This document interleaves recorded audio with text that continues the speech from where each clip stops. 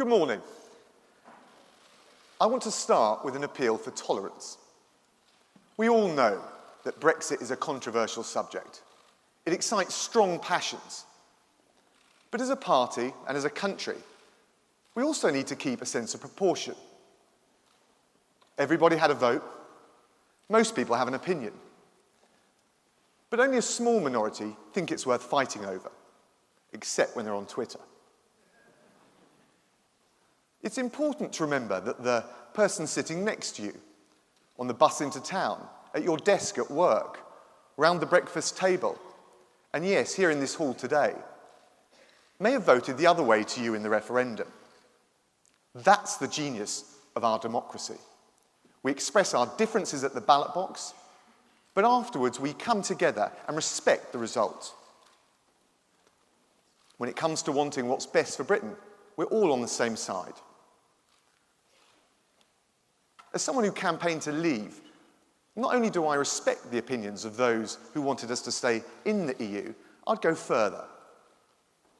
I think they made some important arguments and highlighted some difficulties that some on my side were too quick to dismiss. Disentangling our laws, our institutions, our economy from Brussels after more than 40 years of EU membership was never going to be entirely straightforward or risk-free.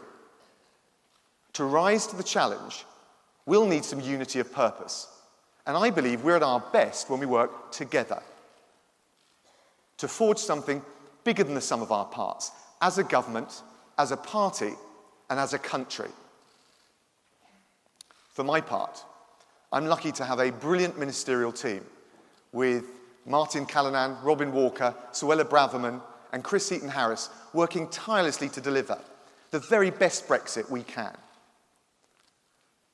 And the reason I accepted the Prime Minister's offer to join the Cabinet is because my approach to Brexit is pragmatic, not dogmatic. Do I think the deal we're pursuing is perfect? Of course not. Is it everything I wanted?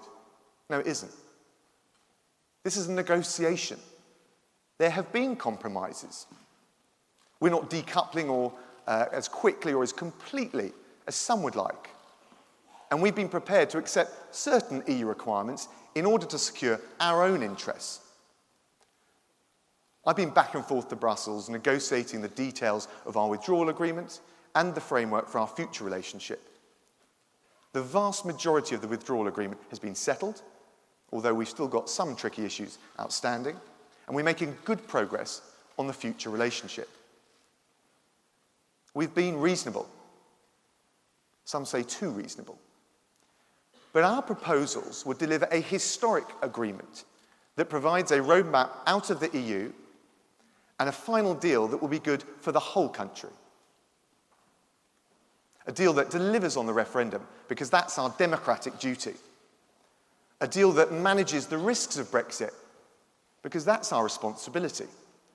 And a deal that grasps the opportunities of Brexit, because we're at our best when we're optimistic about the future. And a deal that protects our precious union, because we are the Conservative and Unionist Party.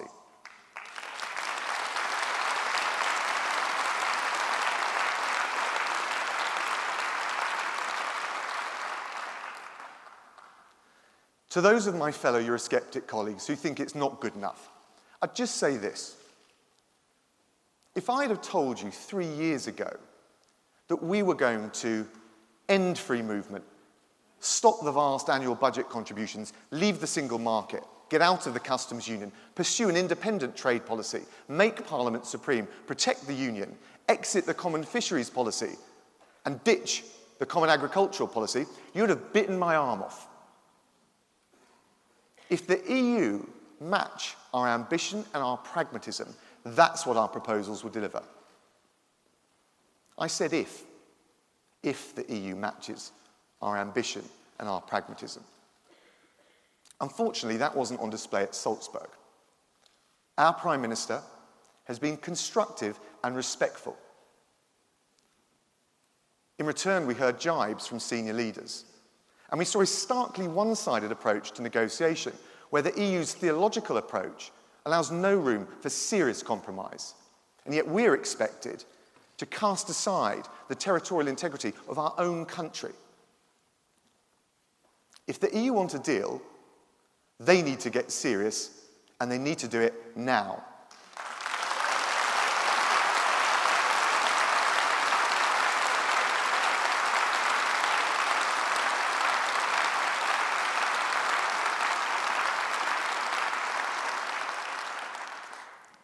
At the same time, as in any negotiation, we will listen to the alternative ways of delivering on the strategic criteria we've set out, because a good deal is the best outcome for everyone. But our willingness to compromise is not without limit. We're leaving the EU in fact, not just in name. If we can't obtain a deal that secures that objective, if an attempt is made to lock us in via the back door of the EEA or the customs union, if the only offer from the EU threatens the integrity of our union, then we will be left with no choice but to leave with no deal.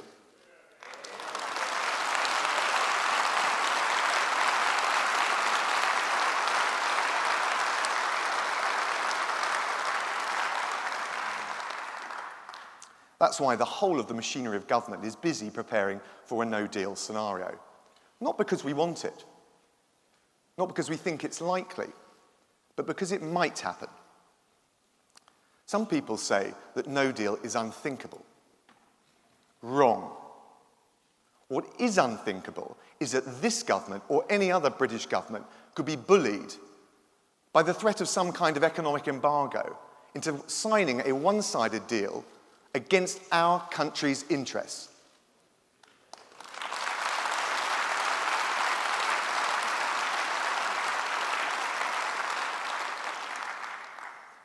Now, when it comes to no deal, we've heard some pretty lurid predictions from the prophets of doom. They claim planes will be grounded, the ports will be blocked. Let's have some common sense here. Why on earth would any of those things happen unless someone decided to make them happen? Even if we can't secure a comprehensive deal with the EU, I have to say I find it hard to believe they would, for narrow political reasons, seek to punish Britain in such a crass and counterproductive way, threatening European as well as UK businesses and jobs. But if I'm wrong about that, it's hardly an attractive argument for those suggesting we should stay in the club.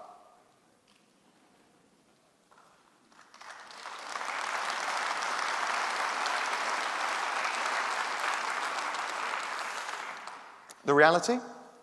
Yes, there are risks and potential short-term disruption, but we'd deal with them and any other problems that might arise in the no-deal scenario in a calm and sensible manner, as we've already started to set out with our 77 technical notices, from aviation to car insurance.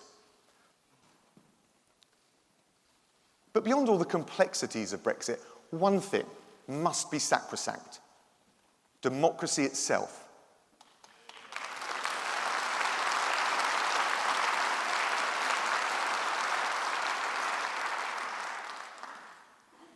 Two years ago, we had a referendum in which more people voted than at any time before or since. Like any national vote, there were claims and counterclaims and plenty of controversy. It was ever thus. Democracy is rough-edged, not clean-cut.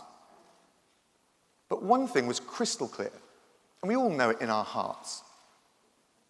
It was even written on that government leaflet that was sent out to every household. Let me just remind you what it said. This is your decision. The government will implement what you decide. Well, we did decide. It was close, but it was clear. Britain voted to leave the EU.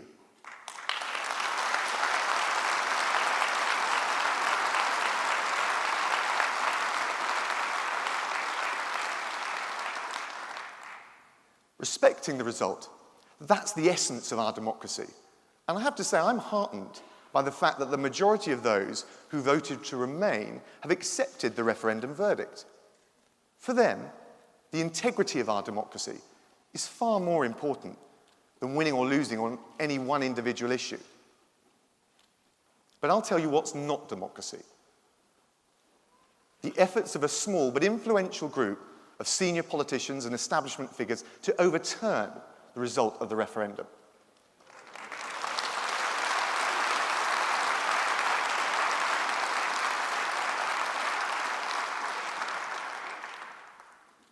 They want to stop us leaving. You can just picture them sitting in an expensive advertising agency discussing how to claim that black is white.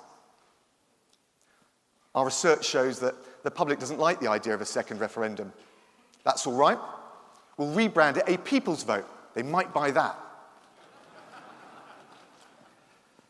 But there's a real sense that leave one fair and square. Most people just want to get on with it. Don't worry. We'll bankroll a campaign to scare the wits out of them. Hang on. All that Project Fear stuff didn't work too well first time around. That's because it wasn't scary enough.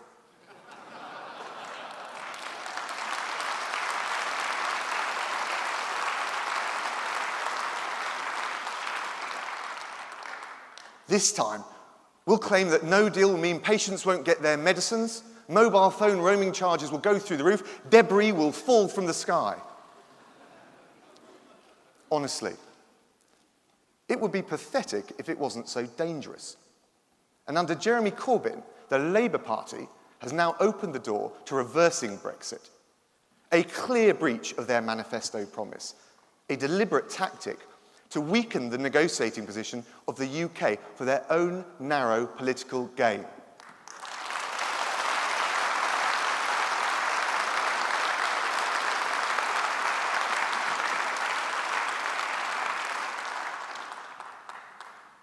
Just imagine for a moment if they succeeded. Trust in our democracy would all but vanish. Most people, whether they voted Leave or Remain, would see it for what it is. A shameless ruse by an establishment that thinks it has the right to keep asking the same question until it gets the answer it wants.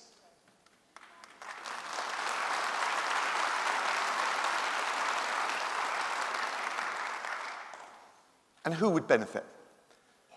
If there's mass disillusionment with the system, then it's the populists, the far left, the alt-right, who will reap the reward, as they have in other countries where the establishment has ignored people's concerns, where voters have been told that their hopes and their fears are not important because the establishment knows best. And because of that, in many of those countries, it's the extremists who are on the march. That's where this kind of disdain for democracy leads. You don't think it could happen here? Just take a look at the Labour Party. A few years ago, the moderates of New Labour were in charge. We had our differences with Tony Blair and Gordon Brown, big differences. But there was also a shared understanding about the basic freedoms and tolerance that shore up our democracy and the civilised conduct of politics. Give or take a couple of punches from John Prescott. So what happened? Left-wing extremists, long confined to the margins, took their chance and took control of the Labour Party. Today, those extremists are led by Jeremy Corbyn and John McDonnell.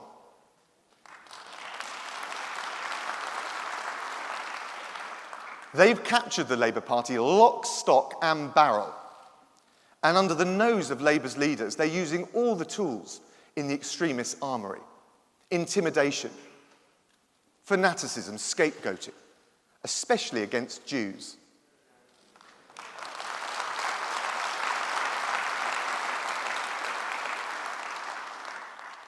The cozying up to Holocaust deniers and terrorists, the casual equation of Jews with the Israeli government, the vicious abuse levelled at their own Jewish MPs. That a once great mainstream party should stoop so low is a stain on Britain.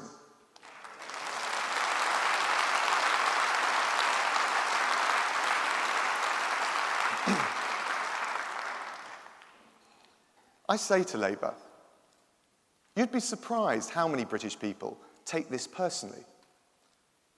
They know things you choose to forget. 80 years ago, in 1938, Nazi Germany invaded Czechoslovakia. The lucky few fled. some of them to Britain. One Jewish family arrived in England with a little boy called Peter. He was 6 years old and he spoke no English. That little boy grew up knowing that his grandmother, his grandfather, most of his relatives, the loved ones left behind, had been systematically murdered for no other reason than that they were Jews. That little boy learnt English. He got into a grammar school. He grasped the opportunities and embraced the tolerance that our great country has to offer. He became a food manager at Marks and Spencer. He married a clothes buyer, Church of England girl from Bromley. But he never forgot what happened to his family. That little boy was my father. And I will honour his memory by fighting the scourge of anti-Semitism and racism until my last breath.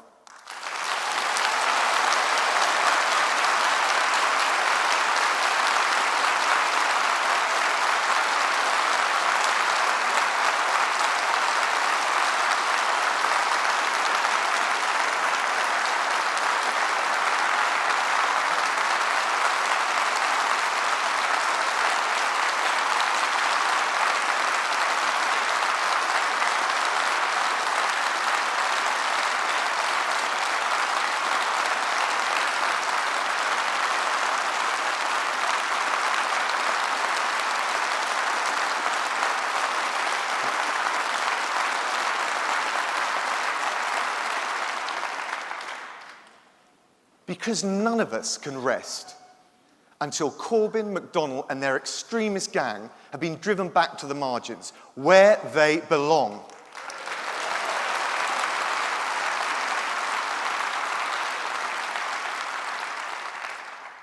And none of us should give succor to Labour's political opportunism on Brexit, which has just one aim: to put Jeremy Corbyn in Downing Street.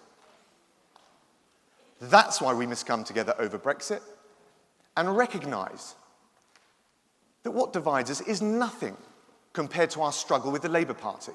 An epic struggle we must win, not just to defend people's jobs and livelihoods, but to preserve the free and tolerant democracy that we cherish in this country.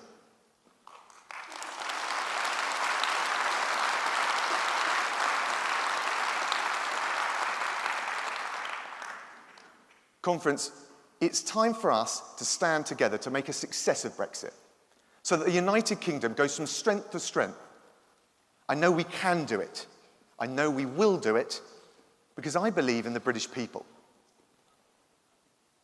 I'm an optimist, not the rose-tinted kind. I'm a stubborn optimist who believes we breathe life into hope through the tenacity of our efforts. And I'm optimistic history will judge Brexit not on the tortuous haggle we're having with Brussels, but as a springboard to a buccaneering global embrace of free trade, to boost our amazing SMEs with wider export opportunities, to create the jobs of the future, to cut tariffs and reduce the cost of living for low and middle income families, and to give the poorest countries in the world their chance to trade and stand on their own 2 feet, the surest route to real economic independence.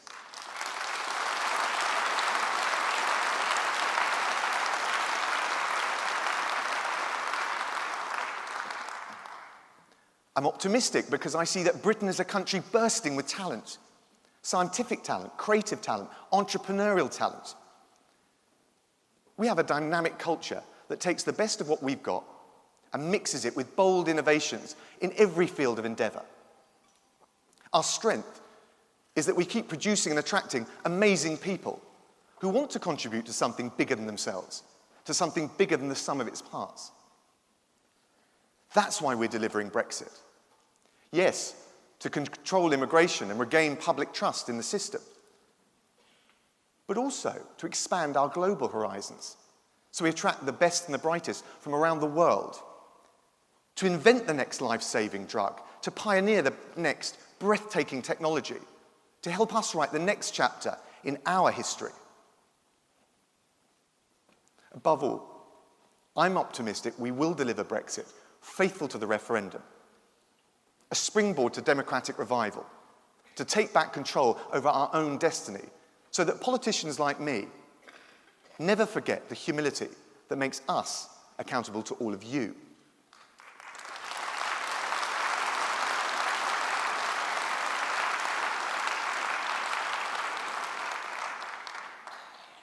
We've had our arguments, but now is the time to put them behind us. Now is the time to come together, because this is a moment for the optimists, and ours is a country ready to shine. Thank you.